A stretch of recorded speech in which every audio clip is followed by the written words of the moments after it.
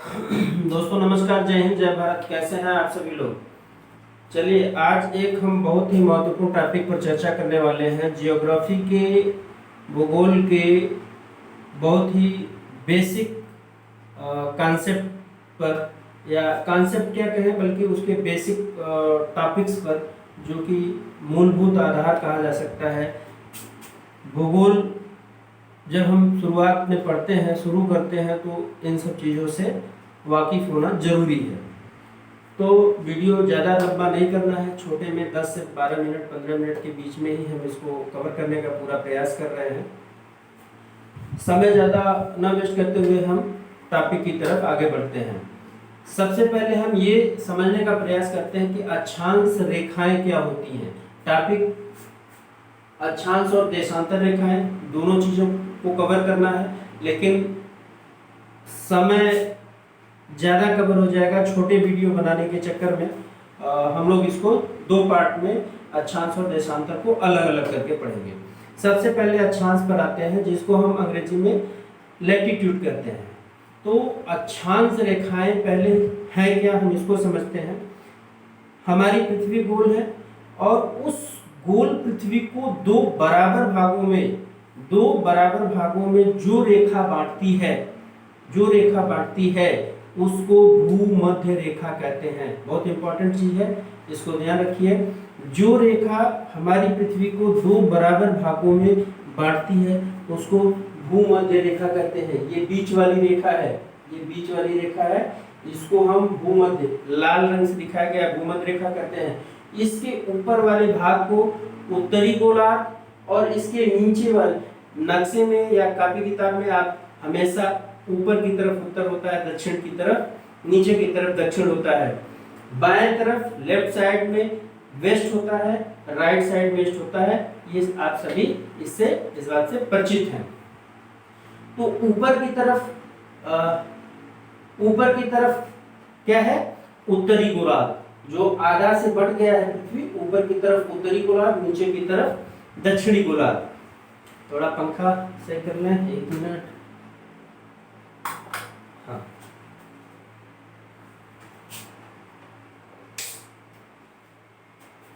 तो दो भागों में बट गई पृथ्वी, ऊपर उत्तरी गोलार्ध, नीचे दक्षिणी गोलार्ध।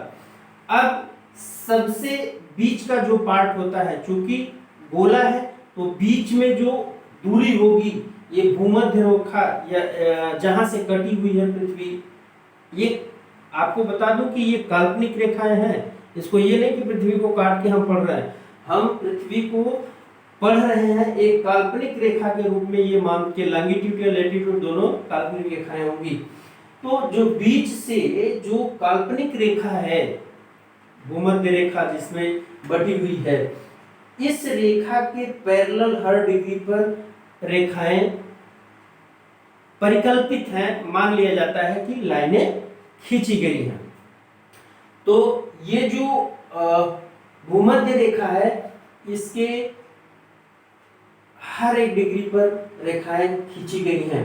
अब आइए, इन रेखाओं को हम अक्षांश रेखा कहते हैं, सभी रेखाओं को। लेकिन ये जो बीच वाला है, जो वेरी इंपॉर्टेंट है,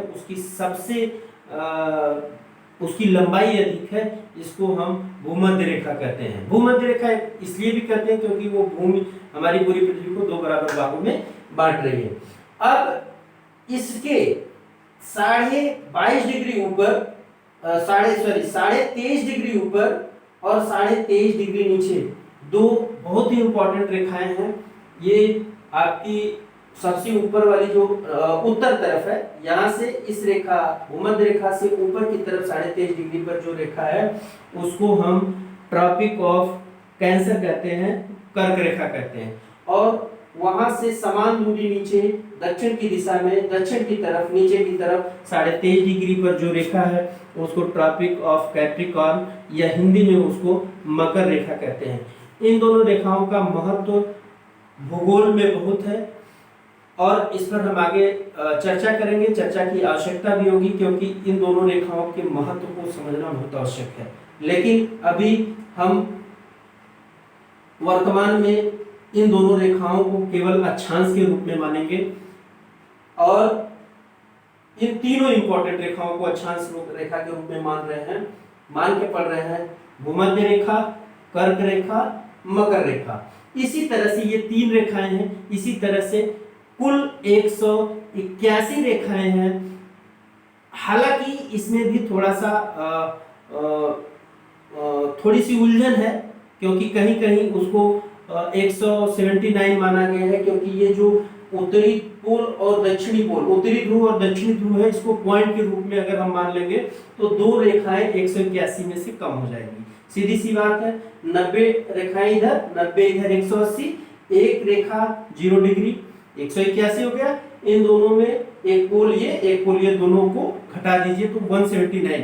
अगर आपके एग्जाम में विकल्प में ऑप्शन में 181 है तो सही, 179 है तो सही। अगर इन दोनों में क्वेश्चन में दोनों ऑप्शन दिया हुआ है तो 179 पर आप टिक कर दीजिएगा, वो एग्जैक्ट सही आंसर हो जाएगा। अच्छा, अब हम बात करते हैं अक्षांशों में।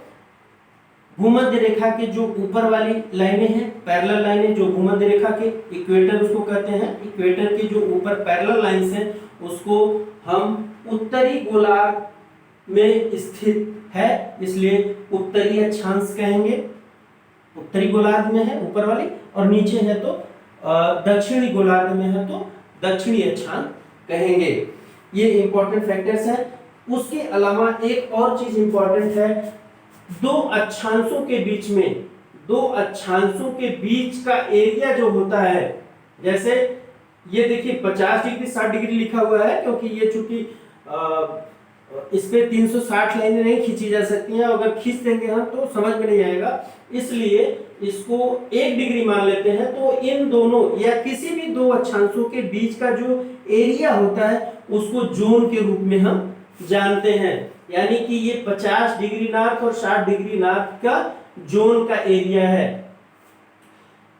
इसके अलावा जो इंपॉर्टेंट चीज है, ये इक्वेटर जो है, जो ये मान लीजिए परिकल्पित जो रेखा है इक्वेटर, वो इसको पृथ्वी पर कहीं भी खींची जाने वाली सबसे बड़ी रेखा है, जिसकी लंबाई 40,076 किलोमीटर है। इस डाटा को बहुत इंपॉर्टेंट डाटा है, इसको याद रखिए। इस पर हम आगे और भी बात करेंगे, जिससे कि कई डाटा निकल के हमारे सामने आएगा।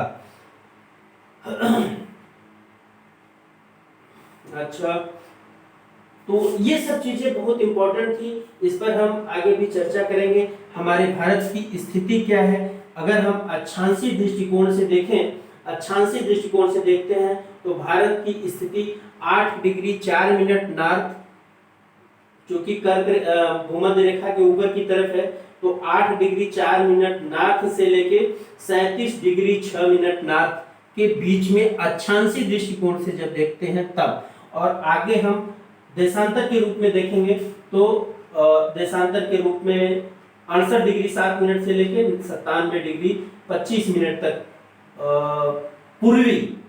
पूर्वी भाग में स्थित है। तो इस तरह से हम अक्षांशीय रेखा, अक्षांश के बारे में, अक्षांश रेखा के बारे में पूरा अध्ययन कर चुके हैं। इसका एक स्क्रीनशॉट ले लीजिए।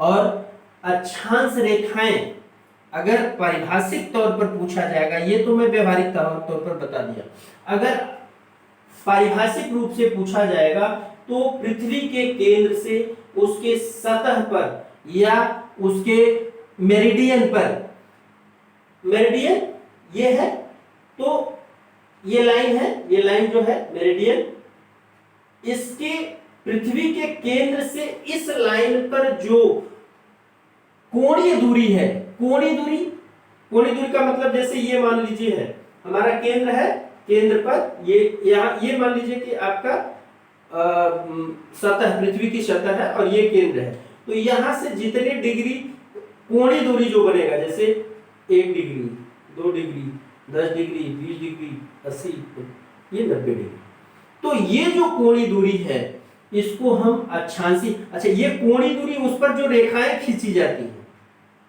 जैसे ये 10 डिग्री है तो 10 डिग्री ये है, लेकिन इस चारों तरफ 10 डिग्री के समानांतर जो रेखा खींची गई उस रेखा की हम बात कर रहे हैं, उस रेखा को अक्षांश रेखाएं कहते हैं। ये आपका इंपॉर्टेंट फैक्टर रहा। 0 डिग्री से लेके धीरे धीरे ये बढ़ता हुआ, ये केंद्र है, केंद्र से यहाँ से 0 डिग्री धीरे धीरे धीरे धीरे धीरे ये उत्तरी कोण पर पहुंचते पहुंचते 90 डिग्री, और यहाँ से जब नीचे की तरफ आएंगे तो ध्रुव, दक्षिणी ध्रुव की तरफ तो 90 डिग्री साउथ। इसका एक फोटो ले लीजिए, इसका एक हम और वो भेजेंगे, इसका उसमें ऐड करवा देंगे एक फोटो इसका। अभी तो कुछ लाइट पीछे जल रही है जिसका चमक होगा, एक हम और भेजते हैं फोटो।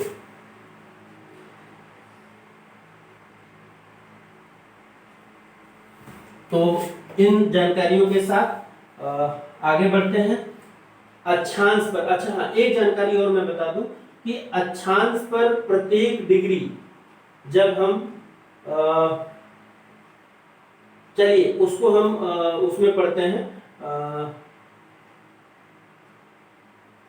लॉन्गिट्यूड में। दूरी की बात हम कर रहे थे कि प्रत्येक डिग्री पर कितने किलोमीटर का वो होता है, वो हम लॉन्गिट्यूड में पढ़ेंगे। उम्मीद करता हूं कि ये जानकारी आपको अच्छी लगी होगी, और यदि अच्छी लगी है, आपके लिए यूजफुल है, तो एक रिक्वेस्ट है कि हमारे चैनल को शेयर करिए, जिससे जो ज़रूरतमंदों तक ये जानकारी पहुंच सके। मैं पूरा प्रयास कर रहा हूं कि आसान भाषा में, इजी से इजी भाषा में इसको समझाने का मैंने प्रयास किया है।